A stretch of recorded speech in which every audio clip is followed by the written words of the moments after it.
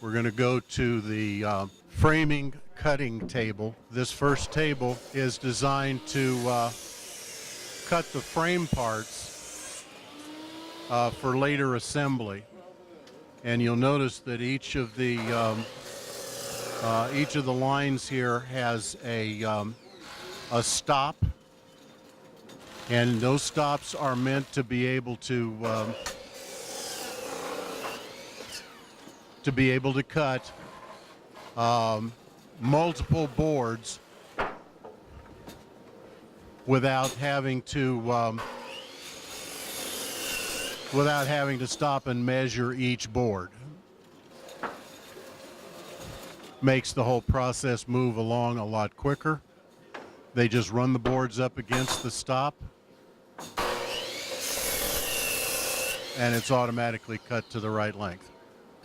This table is cutting parts for the frames. We refer to them as UEs. And what he's doing there is he's marking the number of the build, the project number of the build, so that when they put it together, they know which build it's for. We don't assemble the UEs because they're too fragile for transport. They're cutting for the uprights for the support system.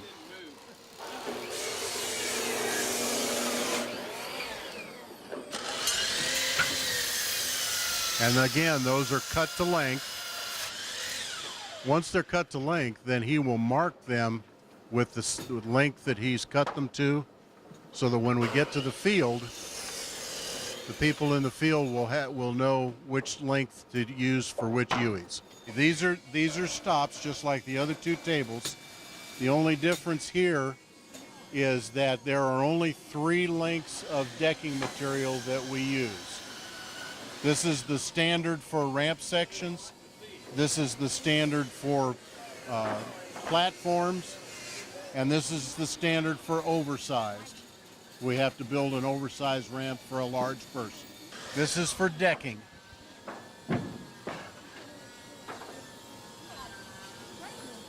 All of our ramps are decked with 5/4 material.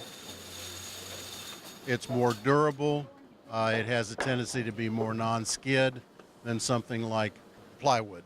And we cut it all to size. You notice the slip of paper on there? That shows them where that goes to be loaded.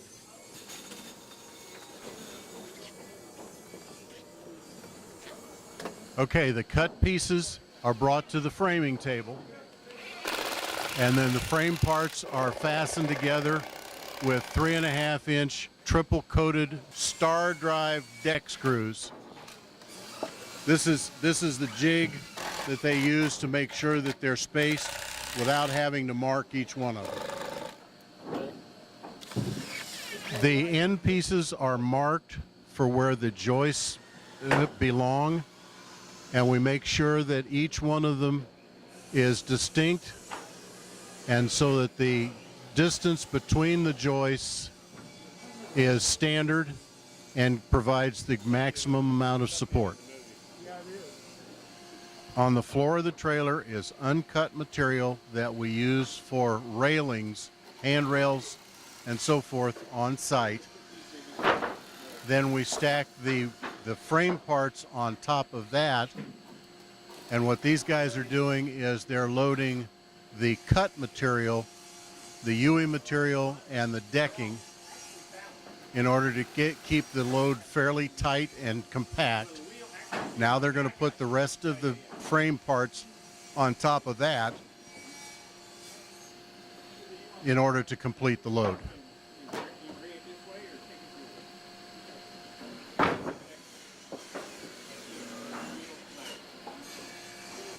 This is the material list that they load the materials from. It lists all of the frame parts that need to be loaded on the trailer, all of the uncut or all of the cut material for the UEs that need to be loaded on the trailer, and then all of the deck boards and the number of deck board of each size that need to be loaded for that build. All right, this is our on-site toolbox. It has all of the equipment needed for an installation. He's taking out jigs. The gray ones are for spacing railings. The one with the knobs on it is for spacing the deck boards.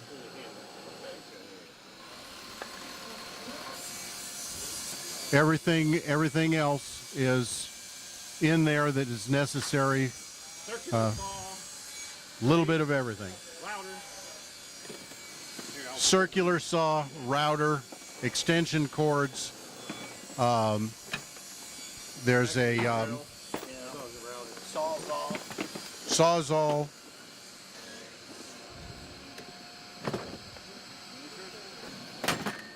This is the fastener box that has all of the hardware, other than the basic screws that we've already described. Those are all the fasteners that are used to put it together. We load one box on each trailer.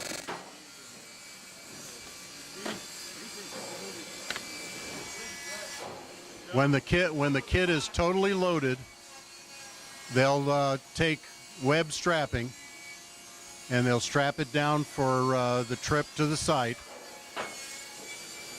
Kit consists of the frame parts, the UE parts, the decking, and the railings, and all the hardware that is necessary to put it together.